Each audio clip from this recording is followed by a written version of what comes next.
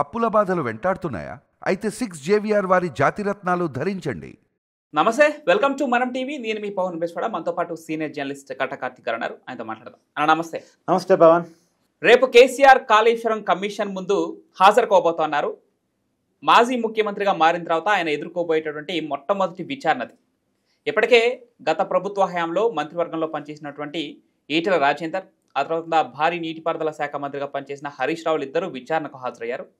ఈటెల రాజేందర్ మంత్రివర్గం ఆమోదం లేకుండా కేసీఆర్ ఎలాంటి నిర్ణయం తీసుకోలేదని చెప్పేసి ఆయన కొండబద్దలు కొట్టేశారు. దాన్ని ఇప్పుడు కాంగ్రెస్ ప్రభుత్వంలో మంత్రిగా ఉన్నటువంటి తుమ్మల నాగేశ్వరరావు వ్యతిరేకించారు.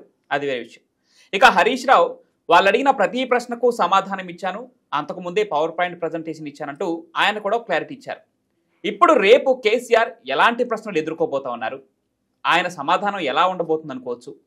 ఒకవేళ కేసీఆర్ ఇదే కమిషన్ ముందు హాజరైతే తెలంగాణ సమాజం దాన్ని ఎలా స్వీకరించే అవకాశం ఉంది, ఎలా చూడాలన్నా? కేసీఆర్ తన సుదీర్ఘ రాజకీయ జీవితంలో ఎదుర్కొంటున్నటువంటి విచారణ, డైరెక్ట్గా ఎదుర్కొంటున్న విచారణ. గతంలో కూడా కేసీఆర్ మీద అనేక ఆరోపణలు వచ్చినప్పటికీ అది కేసీఆర్ను విచారించేదాకా వెళ్ళలేదు.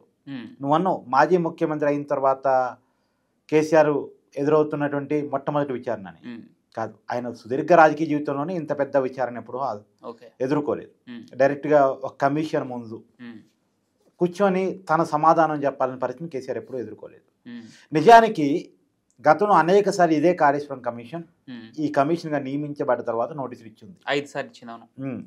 అయితే కేసీఆర్ గతంలో లేఖ రాశారు, మీకు విచారించే అర్హత లేదు, ఇది రాజకీయ కక్షతో పెట్టినటువంటి కేసు తప్ప దీంట్లో ఏమీ లేదు అనేటువంటి దాన్ని ఆయన లేఖ రూపంలో రాశారు. కానీ కమిషన్ పట్టు వదలకుండా పదే పదే నోటీసులు ఇవ్వటం, ఇప్పుడు రాక తప్పనిసరి పరిస్థితుల్లో కేసీఆర్ పట్టడం.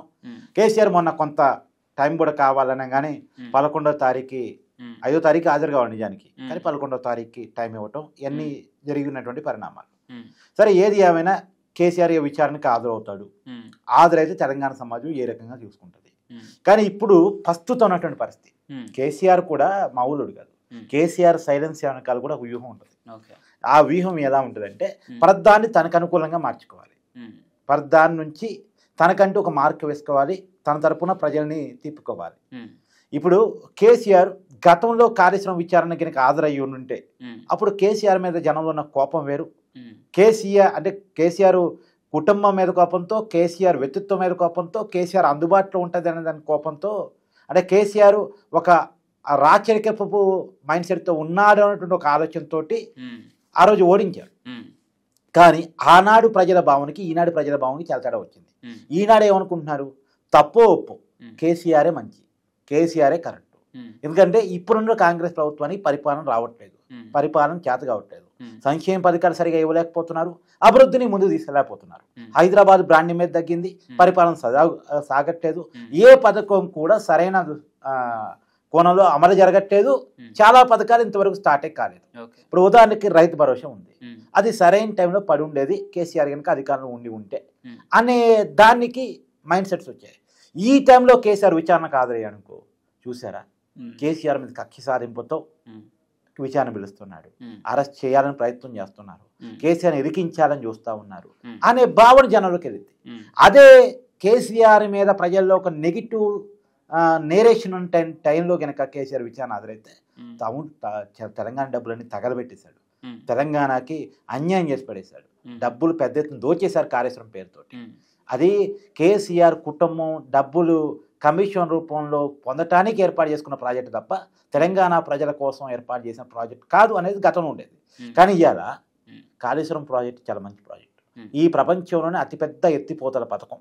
ఇవాళ దాని ఫలితంగా కొన్ని లక్షలాది ఎకరాలు సాగవుతున్నాయి. ఒక నెరేటివ్ని తెలంగాణ ప్రజల్లోకి బిల్డ్ చేశారు కేసీఆర్. ఆ నెరేటివ్ని బిల్డ్ చేసిన తర్వాత ఇప్పుడు విచారణకు హాజరవుతున్నాడు. అంటే గతంలో రేవంత్ రెడ్డి తెలంగాణ ప్రజల మైండ్ ఏ నెరేటివ్ అయితే బిల్డ్ చేశాడు, 1,00,000 కోట్ల అవినీతి చేయడం కోసం కాళేశ్వరం ప్రాజెక్ట్ కేసీఆర్ కుటుంబం కట్టింది అని నెరేటివ్ని బిల్డ్ చేశాడు.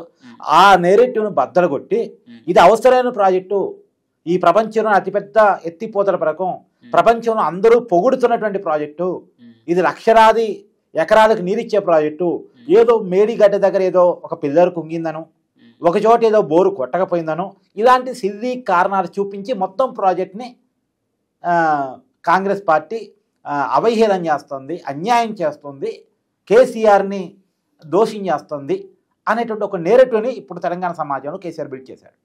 మొన్న కూడా హరీష్ రావు విచారణకి వెళుతూ పవర్ పాయింట్ ప్రజెంటేషన్ ఇచ్చాడు. ఆ పవర్ పాయింట్ ప్రజెంటేషన్కు ఉన్నటువంటి కారణం ఏంటంటే కేసీఆరే ఇవ్వాలి వాస్తవానికి. కేసీఆర్ కార్యక్రమం దగ్గరికి పోయి ఇద్దామని అనుకున్నట్టు నాకు తెలుసు. కాకపోతే ఆయన అనారోగ్య పరిస్థితుల్లో నుంచి, ఆరోగ్యం సహకరించేటువంటి పరిస్థితుల్లో నుంచి హరీష్ రావు కూడా ఒక మాస్ లీడర్ కాబట్టి హైదరాబాద్ నుంచి ఒక పవర్ పాయింట్ ప్రజెంటేషన్ ఇద్దాం హరీష్ రావు చెప్తే కొంత జనానికి నమ్మేటువంటి అవకాశం ఉంటుంది. హరీష్ రావుకి సబ్జెక్ట్ ఉంది అని తెలంగాణ సమాజం భావిస్తూ ఉంటారు. హరీష్ రావుకి తెలంగాణ ఉద్యమకారుడికి ఒక మంచి ఫాలోయింగ్ ఉన్నటువంటి ఒక మాస్ లీడర్, ఆ పార్టీలో ట్రబుల్ షూటర్. కానీ హరీష్ రావు చేత చెప్పిద్దాము అనేటువంటి కారణం చేత హరీష్ రావుతో చెప్పించారు. తర్వాత ఫస్టే కేసీఆర్ నోరిపితే బాగోదు, స్టెప్ బై స్టెప్ వెళ్ళాలి.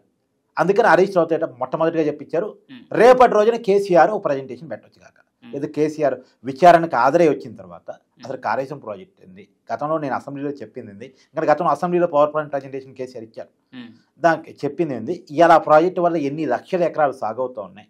గతంలో నిజంగా కూడా తెలంగాణ సమాజం తెలంగాణ రాకముందు ఎలా తెలంగాణ భూమి ఉండేది, భూమికి ఏ రేటు ఉండేది, పంట ఏ రకంగా పండేది, తెలంగాణ వచ్చిన తర్వాత ప్రతి ఎకరానికి నీటిని ఎలా అందించగలిగాము, మాగాని ఎలా చేయగలిగాము, మెట్ట భూమిని మాగాని ఎలా చేయగలిగాము, తెలంగాణ భూమి రేటుని ఎలా పెంచగలిగాము, తెలంగాణ ఆర్థికంగా రైతాంగం ఎలా బాగుపడింది, తర్వాత ఈ కాళేశ్వరం ప్రాజెక్టు వల్ల ఎన్ని లక్షల ఎకరాలకి నీరు అందింది, దానివల్ల ఆదాయం ఎంత పెరిగింది, ఆ రైతులు ఏ మేరకు బాగుపడ్డారు, కాళేశ్వరం ప్రాజెక్టుకి ముందు రైతుల పరిస్థితి ఏంది, కాళేశ్వరం ప్రాజెక్టు తర్వాత రైతుల పరిస్థితి ఏంది, తెలంగాణ రాకముందు రైతుల పరిస్థితి ఏంది, తెలంగాణ వచ్చిన తర్వాత తెలంగాణ రైతుల పరిస్థితి ఏంది, కేసీఆర్ అధికారంలో రాకముందు అప్పటి టీఆర్ఎస్ ఇప్పుడు బీఆర్ఎస్ అధికారం రాకముందు తెలంగాణ ప్రజల పరిస్థితి ఏంది, ఈఆర్ పరిస్థితి ఏంది, భూమి వాల్యూ ఆనాడు ఎలా ఉంది, ఈనాడు ఎలా ఉంది, ఆంధ్రాతో పోలిస్తే రేట్లలో ఆనాడు వచ్చిన తేడా ఎంత, ఈనాడు వచ్చిన తేడా ఎంత, ఇదంతా కూడా చాలా క్లియర్ కట్గా ప్రజెంటేషన్ చేసేటువంటి అవకాశం ఉంటుంది. ఇది నిజంగా ప్రజలకు కనెక్ట్ అయ్యే సబ్జెక్టు. అందులో కేసీఆర్ నోటితో చెప్తే కనెక్ట్ అయ్యే సబ్జెక్టు. నిజంగా కూడా తెలంగాణ కంటే ముందు కంటే తెలంగాణ వచ్చిన తర్వాత తెలంగాణ భూమి రేటు కానీ తెలంగాణ ప్రజల స్థితిగతి కానీ చాలా మారాయి. తెలంగాణ ప్రజల స్థితిగతులు కానీ చాలా మారాయి. కరెంటు విషయంలో ఇబ్బంది లేదని, వాటర్ విషయంలో ఇబ్బంది లేదని, రైతులకు ఇచ్చేటువంటి రైతు భరోసా విషయం, రైతు బంధు అప్పుడు కేసీఆర్ రైతు బంధు ఇప్పుడు పేరు మార్చారు రైతు భరోసా, రైతు బంధు విషయంలో ఎప్పుడూ తేడా రాలేదని. రెండోది ఈ రైతు బంధు అనే పథకాన్ని స్టార్ట్ చేసింది తెలంగాణ. ఇవాళ పిఎం కిసాన్ యోజన అని చెప్పేసి కేంద్రం కూడా స్టార్ట్ చేసి ఉండొచ్చు కాక, కానీ స్టార్ట్ అయింది తెలంగాణలోనే. తెలంగాణలో స్టార్ట్ అయిన ఈ పథకం 2018లో బీఆర్ఎస్ పార్టీని, అప్పటి టీఆర్ఎస్ పార్టీని సెకండ్ టైం అధికారంలో తీసుకొచ్చింది. ఈ పథకం గురించి తెలుసుకున్న తర్వాతే కేంద్రం దీన్ని తీసుకొచ్చింది. అంటే రైతులకి మొట్టమొదటి మేలు చేసింది ఎవరు అంటే కేసీఆర్. రైతుల గురించి మొట్టమొదటిగా ఆలోచించింది ఎవరంటే కేసీఆర్.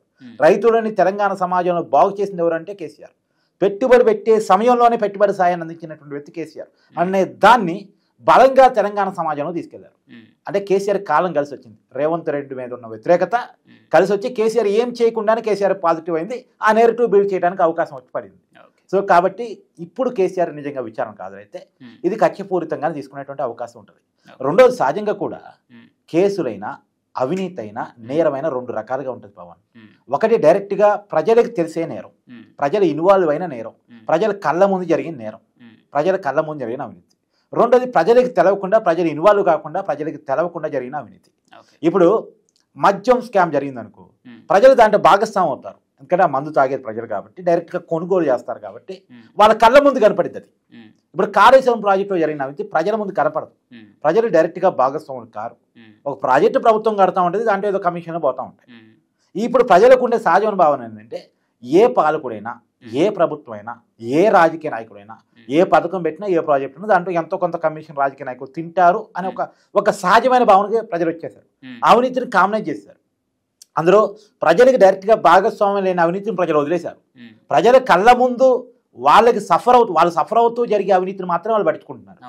కాబట్టి ఇది ప్రజలు డైరెక్ట్గా సఫర్ అయినటువంటి అవినీతి కాదు. రెండోది ప్రజలకు ఉపయోగపడుతూ చేసిన అవినీతి, ప్రజలకి వాటర్ ఇస్తూ వీళ్ళు చేసుకున్న అవినీతి కావచ్చు కాక. అవినీతి జరిగిందా లేదా విచారణ చేయాలి. ఒకవేళ అవినీతి జరిగి ఉంటే అవినీతి ప్రజలకు ఒక మంచి చేస్తూ ఆ మంచి చేసే క్రమంలో డబ్బులు తింటాం. కాబట్టి ఇది పాజిటివ్ ఇమేజ్నే కేసీఆర్ కల్పిస్తుంది. కేసీఆర్ని కనుక ఇబ్బంది పెట్టినా, అరెస్ట్ చేసినా, లేదా ఇంకో రకం చేసినా, తర్వాత కేసీఆర్ ఈ వయసులో ఇంత విచారణకు ఆదరే ఇబ్బందులు పడితే మాత్రం కేసీఆర్ చేసిన తప్పేంటి?